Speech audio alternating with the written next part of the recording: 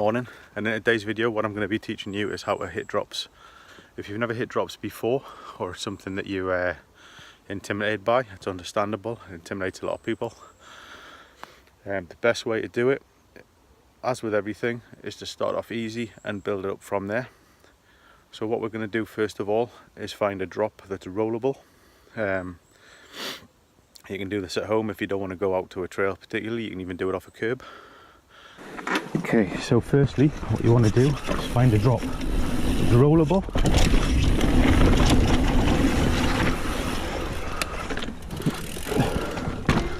And you want to hit that a few times and just get comfortable with rolling over it. As long as the bike can roll it, your sprocket's not going to hit it. And there's nothing going to be throwing you off. Just make sure you're getting your weight balanced nice. You're comfortable as you go off. So you've done it a few times now. You're comfortable at just riding over it. Like I said, it doesn't have to be anything massive. It has to be rollable for your bike.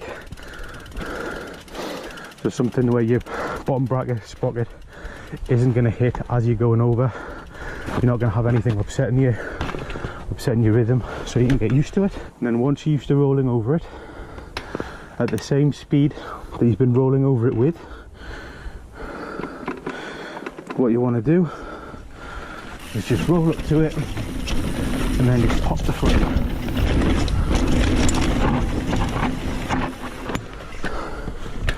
So just as your front wheel's moving over the edge of the drop, you're going to move your weight back from a neutral position to over the back wheel and straighten your arms, and this will help balance the front wheel in the air until the back end goes over, and then at that point you can move back to a neutral position and get both wheels landing at the same time. The slower you're going, the more exaggerated this move is. But for both wheels to land at the same time, you don't want to nosedive, because on bigger ones you land on your head and it's not very nice. So again, just nice easy speed, pop. And so there you go. So it's just literally a case of getting comfortable, bringing up the front wheel and making sure your front and back wheels land at the same time. Like I said, start off and make sure that if the front wheel does land first of all, you're not going to have an accident. So like a curb or something like that, you're not going to catch your sprocket or anything. And just practice doing that until you can land repeatedly both wheels at the same time. Then from there you're ready to take it out to the trail, work on some bigger stuff. Again, don't go for anything that requires a distance gap to clear first of all. Just work on the smaller ones and build up from there. It's all about confidence. The technique itself is quite an easy technique to do. The rest of it's just the mental overcoming the fact that you are actually going to ride off a vertical drop. All right then, one last quick run.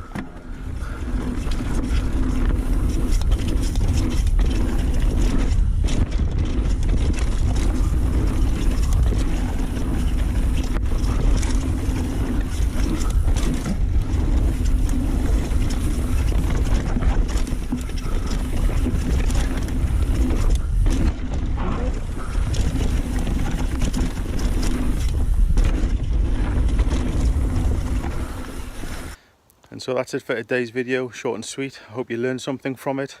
If you'd like me to teach anything else or show you how I do anything else personally, then go ahead and put them in the comments. Also at the end, I'd just like to say there's no substitute for actually getting proper mountain bike coaching. I've had it, I'm not ashamed to admit it. A couple of things I was struggling with confidence with after a crash, so I decided to do a bit of coaching.